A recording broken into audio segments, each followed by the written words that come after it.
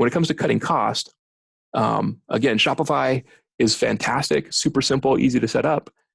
And as long as you're using Stripe, you're great. But if you want to use something outside of Stripe, they penalize you for it.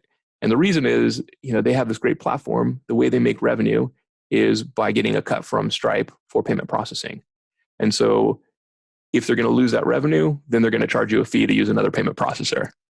And so get it from you one way or another. They're going to try to get it from you one way or another. And actually, this is where the opportunity is for me that I figured out how to really add a lot of value to clients in this technology with a stack that I'm talking about.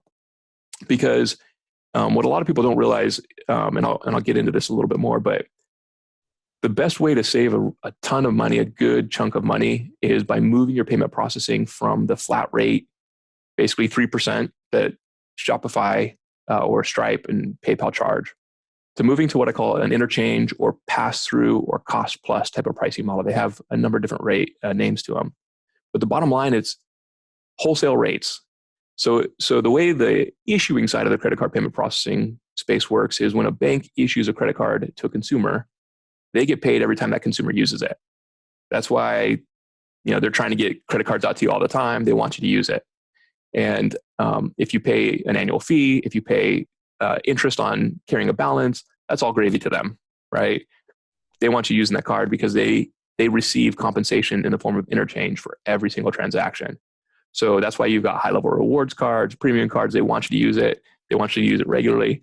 But the person or the company or the groups that pay for that are the merchants. And so how they do that is they bundle it in to interchange. And so on PayPal or Stripe's model, they bundle that all into a flat single tier of transactions, and then they charge a surcharge if you do like international, multi-currency, that kind of stuff.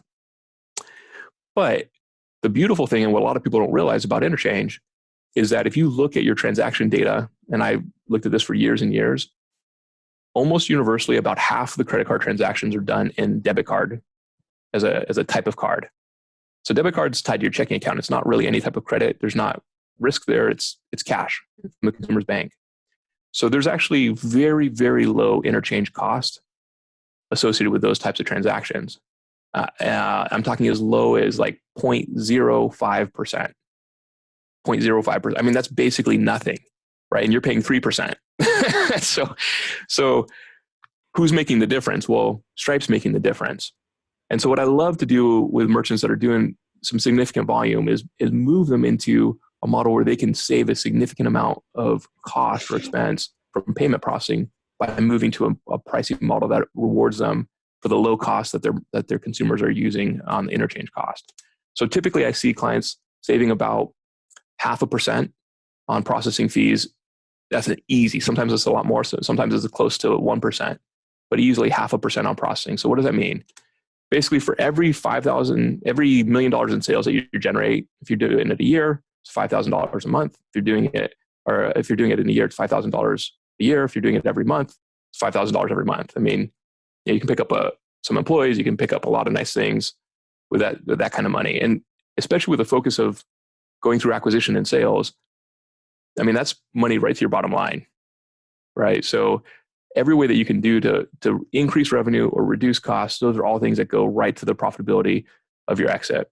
Net earnings, right there. Net earnings, yeah, right there. Yep. That's a pickup on the buy side or on the sell side, whoever gets to it that first. Be sure to subscribe and hit the bell for notifications about new videos and interviews. And introduce yourself in the comments. Are you a buyer or a seller?